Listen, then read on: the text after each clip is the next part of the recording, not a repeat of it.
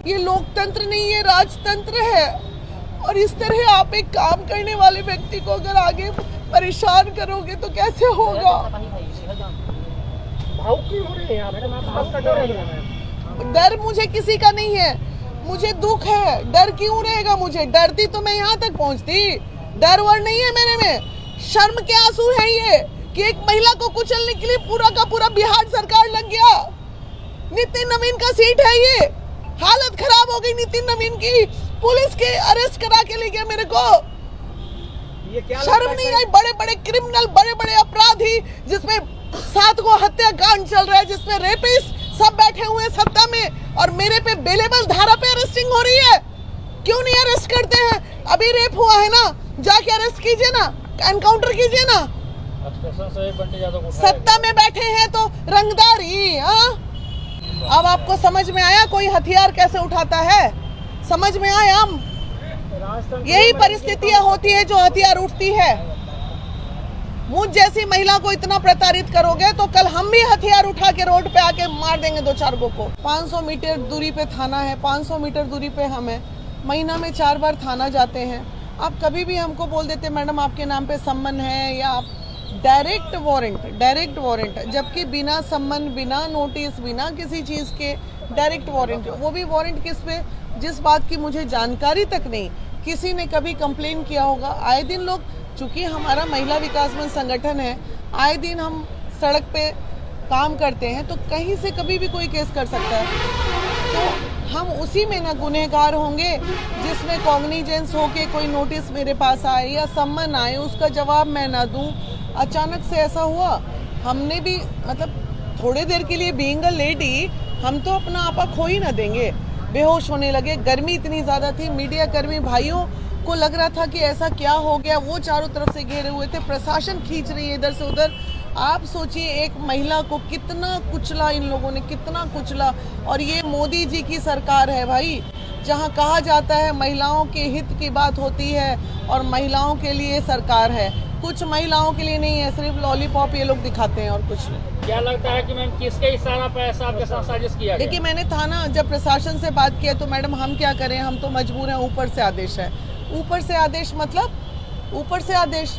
आप एक बात जान लीजिए, प्रशासन भी तो उन्हीं की सुनती है ना जिनकी सरकार होती है। जो सरकार में नहीं होता उसका प्रशासन सुनता है क्या?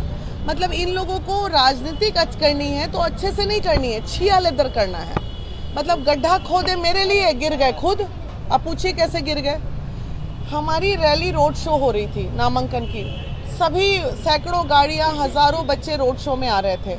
इन्हें लगा कि हम भी उसी में हैं, जबकि हम 10 बजे अपने नामांकन करने के लिए 5 लोगों के साथ अंदर थे। तो इन्हें लगा जैसे इनकी रैली यहाँ पहुँचेगी वहीं अरेस्ट कर लेंगे। लेकिन गलतफहमी हो गई, प्रशासन के साथ हुई। प्रशासन को लगा कि मैं अभी नामांकन करने जा रही हूँ, जबकि मैं नामांकन करके निकल रही थी, तब इन लोगों ने मेरे को अरेस्ट किया। इस केस के बारे में आपको पहले से कोई जानकारी नहीं? कोई जानकारी नहीं भैया, कोई नहीं। रहती तो कोई पागल है क्या कि उसमें मेंशन नहीं करता। जब मैंने अपने 4 केस को मेंशन किया है उसमें नॉमिनेशन के पेपर में, तो 5वें का नहीं करती। ये कोई अपराध थोड़ी था, बेलेबल धारा था, बेल ले लेते कभी हम जाके। क्या लगता है बिना माफी से डर सता था बीजेपी? बोलने की जरूरत नहीं है, डर तो है बाबू, आधी आबादी का। नामांकन रोकने की साजिश थी आपके साथ ये? अभी रात बीती नहीं है, कयामत की रात है। नामांकन कल सुबह 11 बजे तक भी रुक सकता है। आप बहुत ज्यादा खुश नहीं हो सकते हैं। हम कुछ भी लकूना लगा के ये लोग नामांकन रद्द कराने के लिए अपनी एड़ी चोटी एक करेंगे। कर ले, लोकतंत्र की हत्या कर लो। अरे भैया, चिलगोजा का छिलका को खड़ा कर दो, चाहे किसे भी खड़ा कर दो। सरकार तो तुम्हारे, माने 40 साल आपके हाथ में सरकार रहा, पेट नहीं भरा। कितना बड़ा पेट हो गया आप लोग का। किसी नए व्यक्ति को आने दीजिए जो समाज में 14 साल मैंने समाज सेवा किया, और आज जब मैं कुछ करना चाह रही हूँ समाज के लिए और अच्छा, तो आपके गले की हड्डी हो गई मैं। ये क्या अच्छी बात है? आपके पीछे क्यों पड़ी हुई है? इसलिए क्योंकि हम उनके गले की हड्डी बन गए हैं। वजह क्या है? वजह क्या रहा? क्या लगता है कि बेस्ट वोट में सेंधमारी कर रहे हैं बिना मानवी? सही बात है। आज तक कायस्थ बिना वैश्य के वोट के नहीं जीते हैं। अब जो रातों रात इन लोगों ने ऐसा कर दिया, अब इनको लगा कि गलती हो गया। नॉमिनेशन तो इनका हो चुका था, अब ये नॉमिनेशन रद्द। प्लान नंबर 2 पे अब बीजेपी काम करेगी कि अब प्लान नंबर 2 करो, किसी तरह उसका नॉमिनेशन रद्द कराओ, क्योंकि वीना मानवी के खड़े होने से बहुत बड़ा नुकसान है इन लोगों को। आधी आबादी का वोट कटेगा, वैश्य समाज का वोट करेगा, तेज प्रताप जी के आ जाने की वजह से MY समीकरण में पलटवार होगा। RJD ये सोच रही है के समर्थक सोच रहे हैं अरे इतने साल तो एक के छोटा बेटा को दिए, चलो इस बार बड़का बेटा को दे, क्योंकि कैंडिडेट उनके साथ अच्छी है, एक अच्छी महिला है जो समाज को कुछ देना चाह रही है। तो बहुत बड़ा इन लोगों को तकलीफ। 4 कैंडिडेट है ना जी, चारों को सामने खड़ा कर दीजिए और उनसे पूछ लीजिए इस बांकीपुर क्षेत्र के लिए अगर 10 काम भी किसी ने किया होगा चारों कैंडिडेट में, तो जो कहिए सो, चाहे वो प्रशांत किशोर ही क्यों ना हो। प्रशांत किशोर करोड़ों खर्च करते हैं, अरबों खर्च करते हैं, लेकिन कभी किसी गरीब को साड़ी भी पहनाए हैं, किसी गरीब की बेटी की शादी में 500 रुपये मदद भी किए हैं। आज हम आपके लिए इतने बुरे हो गए कि आप इस तरह की नीचता पे आप लोग उतर गए मेरे लिए। तो क्या वीना मानवी डर गई, डर जाएंगी? क्या बात कर रहे हो, बताइए तो। ये बहनों का ताकत, हम डर जाएंगे। वीना मानवी को खबर ये भी है कि काफी देर तक घुमाया गया, कभी दीघा घाट, कभी इधर कभी उधर। हाँ, मुझे वहाँ से ले जाके PMCH मेडिकल के लिए लोग ले जा रहे थे। PMCH मेडिकल के लिए, जो कि 500 की मीटर दूरी पे PMCH है, वहाँ से ये ले गए पहले गाय घाट में जाम में फंसाए, वहाँ से फिर ऐसे जाम से निकाल के चढ़े मेरीन ड्राइव, फिर मेरीन ड्राइव से उतारे, फिर इनको ये नहीं पता है कि इमरजेंसी वार्ड कहाँ है, फिर PMCH के उस कोना में ले जा रहे हैं, उस कोना में ले जा करते करते ये लोग PMCH मुझे 1.25 घंटे से 2 घंटे बाद पहुंचाए। प्रशासन की मंशा क्या लगी?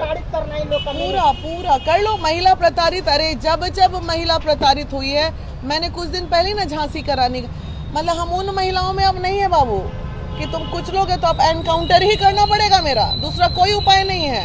अब आपको समझ में आया कोई हथियार कैसे उठाता है, समझ में आया। यही परिस्थितियां होती है जो हथियार उठती है।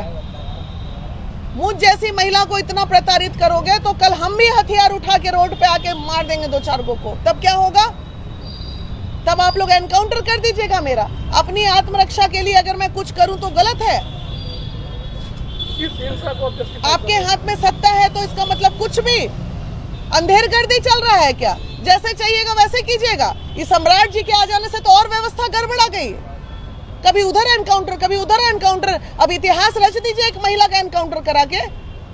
इनकाउंटर की साजिश थी, नहीं, ऐसी परिस्थिति में ही होता है ना, गले की हड्डी बनेंगे। मेरा परिवार है, मेरा बच्चा है, मैं अभी ही अपने तुरंत आप लोगों के PC के माध्यम से अपनी सुरक्षा का मैं डिमांड करती हूँ कि मुझे अति शीघ्र सुरक्षा प्रदान किया जाए सरकार द्वारा।